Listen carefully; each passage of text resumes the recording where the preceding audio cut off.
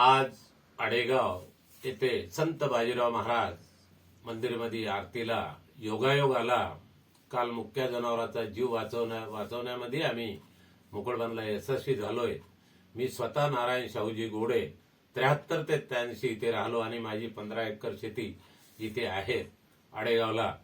मी नम्र विनंती करतो, वणी विधानसभा क्षेत्राचे आमदार, यवतमाळ जिल्ह्याचे खासदार, यवतमाळ जिल्ह्याचे पालकमंत्री, मुकुळबनचे ठाणेदार, वणीचे डीवायएसपी, यवतमाळ जिल्ह्याचे एसपी साहेब यांनी या आडेगाव गाववासियांना न्याय देण्यासाठी आणि आडेगावला व्यसनमुक्त करून संपूर्ण दारू मुक्त करून गाव सर्वांनी ठाणेदार, डीवायएसपी, एसपी साहेब, जिल्ह्याचे पालकमंत्री, आमदारांनी दत्तक घ्यावं आणि फक्त या मतदारसंघातलं एकच गाव कायमस्वरूपी मुक्त करावं अशी संत बाजीराव महाराजाचं मंदिर आहे.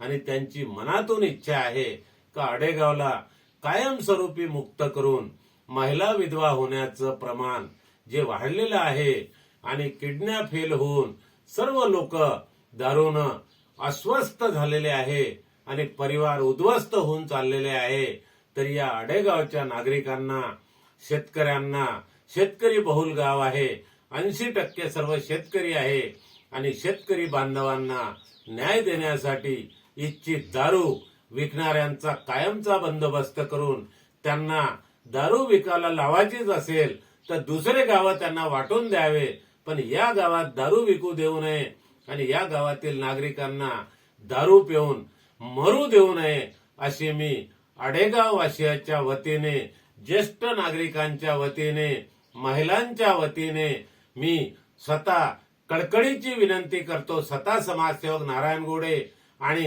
इथेच थांबतो. जय महाराष्ट्र, जय हिंदुस्थान.